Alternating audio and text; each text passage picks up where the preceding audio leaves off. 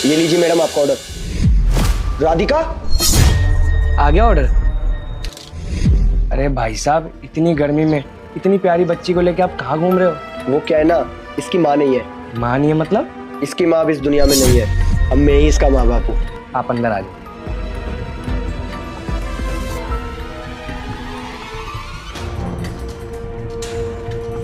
वैसे क्या नाम है इस बच्ची का? इसका नाम प्रिया। बड़ा ही प्यारा नाम है। ऐसे भाई साहब, मुझे एक बात समझ में नहीं आई, इसकी माँ इसके साथ नहीं रहती या मर गई या फिर क्या हुआ? मेरे कुछ समझ में नहीं आया, एक बार आप बताओगे? एक्चुअली क्या है, इसकी मम्मी के साथ मेरी शादी जबरदस्ती हुई थी। जब शादी हो गई तो इसकी मम्मी को रियलाइज़ हुआ कि मैंने शादी गलत कर ली, और उसको ये बात तब रियलाइज़ हुई जब हमारी शादी हो गई और एक छोटी गुड़िया हो गई। क्योंकि उसको मेरे साथ रहना ही नहीं था, इसलिए वो मुझे और मेरी बेटी दोनों को छोड़कर चली गई। हम दोनों की लव मैरिज भी थी और मैंने मेरे माँ बाप के खिलाफ जाकर उससे भागकर शादी करी। फिर उसके बाद उसने अपनी पढ़ाई कंटिन्यू करी और मैंने पार्ट टाइम जॉब करने लग गया। फिर उसके बाद उसकी नौकरी लग गई।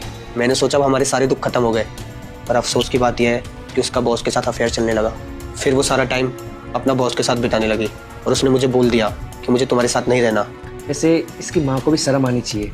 चंद पैसों के लिए किसी और के साथ अफेयर कर रही है, पैसों की लालची बन रही है, अपनी बच्ची के बारे में ना सोचकर खुद के बारे में सोच रही है। ऐसी कौन सी माँ होती है? और जैसा कि आपने बताया कि उसके बॉस के साथ उसका अफेयर था, ये बड़ा अजीब लगा मुझे। वैसे मैं भी आपको मेरी एक पर्सनल बात बताना चाहता हूँ। जैसा कि आपने बताया मुझे, ये है मेरी वाइफ राधिका। ये भी मुझे ऑफिस में मिली थी और मेरा ऑफिस यहीं पीछे ही है। तो मैं इसके बारे में जाना और इसने मेरे बारे में जाना, फिर धीरे धीरे हम दोनों के बीच में प्यार बढ़ा और फिर हम दोनों ने शादी कर ली। पर आपकी ये सब बातें सुन के मुझे बहुत डर लग रहा है। पर मुझे राधिका पे पूरा ट्रस्ट है कि ये मेरे साथ कभी ऐसा नहीं करेगी जिससे कि मुझे ये सब काम करना पड़े। क्यों राधिका, नहीं करोगे ना कभी ऐसा? नहीं, कभी नहीं। साहब, मेरी वाइफ भी ऐसी थी, दिखने में एकदम भोली वाली थी और हमेशा मुझे यही बोलती थी कि मैं तेरा साथ कभी नहीं छोड़ूंगी। और इतने वादे करने के बाद साहब वो फिर भी मुझे छोड़कर चली गई। अरे हाँ, मैं तो बातों तुम भूल ही गया कि बच्ची को भूख लगी हुई है।